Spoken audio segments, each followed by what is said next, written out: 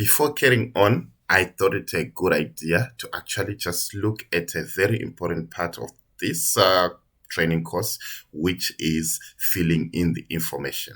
I've already shown you how to fill in this particular information, and I filled it in with an example of a student called Mpho Ngubane. And I said organization. I put the name of my organization, Gold Class. So you might put actually the name of the organization that is sponsoring your learnership. It's not really a strict question that would make you not get your certificate. Or you can actually put the organization that is trading you, which is Gold Class, like what I've just done there. So it just depends on you. If you prefer putting the organization that is sponsoring you, it's fine.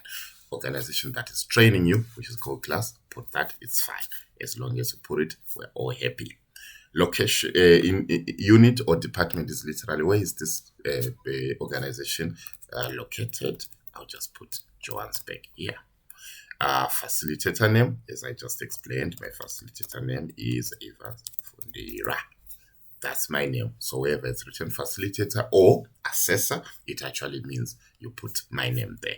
Date started, I'll put today's date, which is 8 June 2022.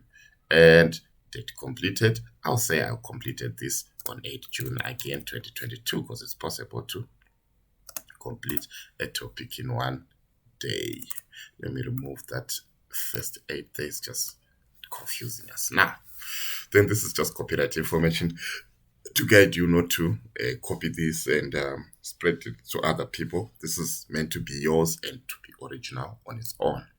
Then the next thing is the purpose and everything like that. Don't worry about all this. I've already explained, literally just explaining about the relationship between the trainer and the trainee, which is you.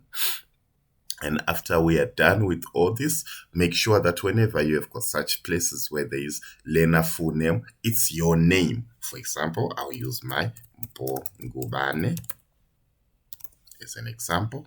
ID number, you then put your 13-digit ID number here. It could be anything like, I don't know, 193, whatever, until they are 13. Just make sure that you put the correct ID number, your ID number.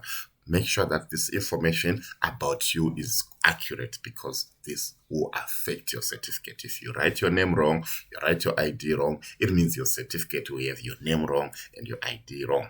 Again, we are back to organization. I already explained this point. This point, I already explained it again. You are free to always go back and listen again. Contact details. I'll just put my own phone number here. 4139899.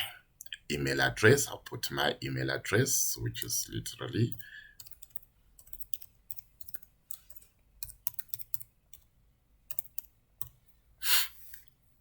workshop venue. That's another very important question.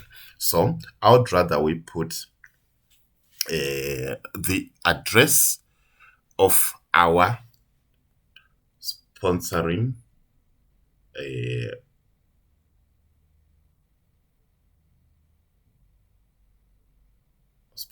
organization here. Give me a moment so that I just find it and put it there quickly so that it doesn't confuse in the future. Or for now, you can just leave it blank. It's still fine. I'll put it for you.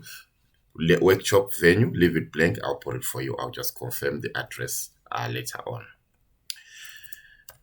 Facilitator name is Evans Fundira. As we explained earlier, when we started, this particular one is 8 June. Then when we completed 8 June,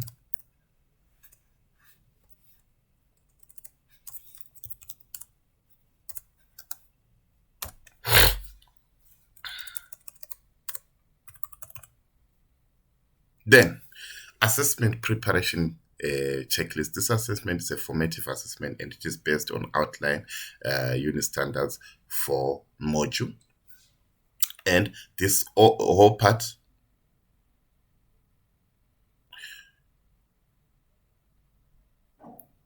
I'll complete it myself. Do not worry about it. it just explains the fact that your rights in terms of this training, what will be done in case you fail, and I already explained that I'll give it back to you, and I'll even show you how to correct it and everything like that if that ever happens. But I'm sure you'll research very hard and you'll not be failing in any of these unit standards that will cover. I'll fill in all these parts myself, but basically all you're saying is agreeing with this, so you might as well just fill it in. Your assessment evidence for module needs to be submitted on. You then just put the date here. You can even put tomorrow's date in every moment you have like something like this. So tomorrow's date in this case will then be 9 of June, year 2022. Just like that. Add the following address. This one, as I said, we'll then confirm it, and I'll put it myself. Here it's yes. You'll be assessed based on the outline unit standard. The assessment activities are linked to specific outcomes, assessment criteria, and so forth. Yes, because all this is aligned with SAQA. To determine your competence level, the following are the methods to be used. 1, this will be online training,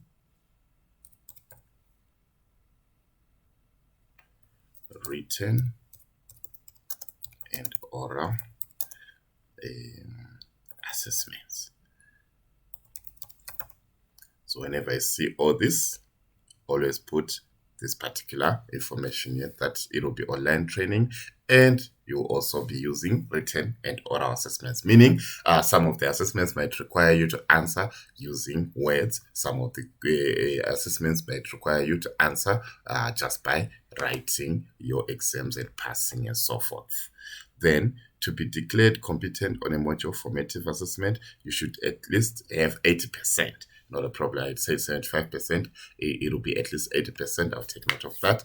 And you then say yes here. You'll be provided with detailed feedback on your performance and everything. It'll be written and or verbal feedback. Yes, we'll set up meetings for that. It's not a problem. Should you be declared not yet competent in this assessment, you'll be entitled to a reassessment opportunity or opportunities.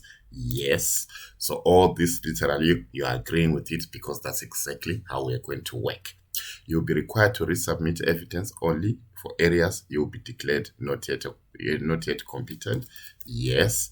You'll be entitled to lodge an appeal should not be satisfied. For example, if you feel like my marking was unfair on you, you can then have what is called an appeal.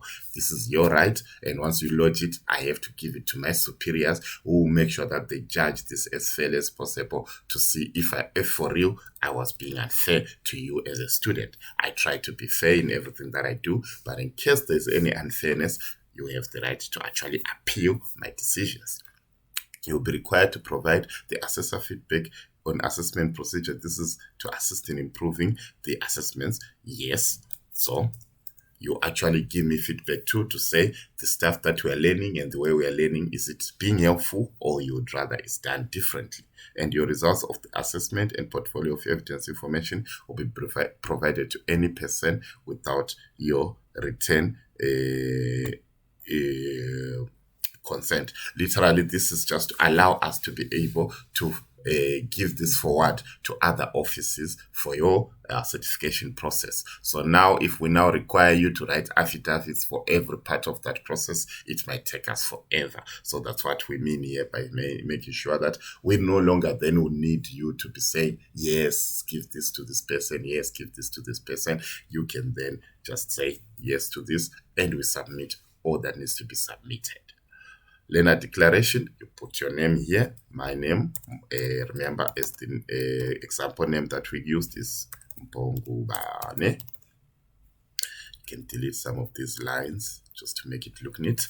Then you put your signature here. In case you do not have a digital signature, there's this particular software on Windows called Paint. So you can just press your Windows logo button and search for Paint. Once you find it, you can then just draw your signature. For example, this is the simplest form of my signature. Once you are done, you can then save this as a picture of your signature.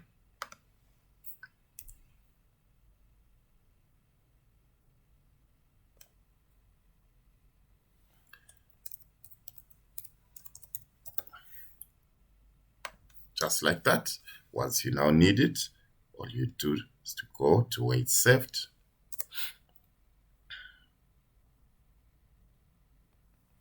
Copy. Control C to copy, or right click, copy. Just like that. You go to where you are filling, which is right here, and you paste it in. You need to resize it though, because it will be way too big like that.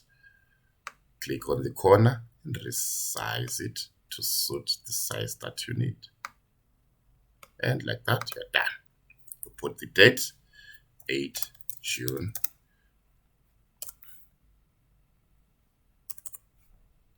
Facilitator signature will literally be the signature in this case, but let me just put it again. I'll put it myself. Don't worry about facilitator. I'll be the one to fill in on my own. Date, I'll also put June 8. It will be, if it will be the same date when we fill everything together. So that's how you fill out this first part of your learner workbook. This is very similar to your summative assessment part of it. So the learner workbook is what we call the formative assessments, and the summative assessment file is called what we call the summative assessments. If you still struggle with putting your signature, the other thing you can just do is to sign on a blank white sheet and scan, and then use that scanned version. You can just tell the person who scan for you, or you can scan and make sure that it's a picture, and use that scanned version to paste it in. If you still struggle with this, don't hesitate to tell me. We'll find other ways to solve the problem. All right. But as a matter of fact, let's all send our scanned versions of our signatures. Or if you are lazy to scan, you can draw your signature the way I've done here, and also send it when you're submitting with all this particular work. In case there is any way you skip, I'll then be able to paste it in for you.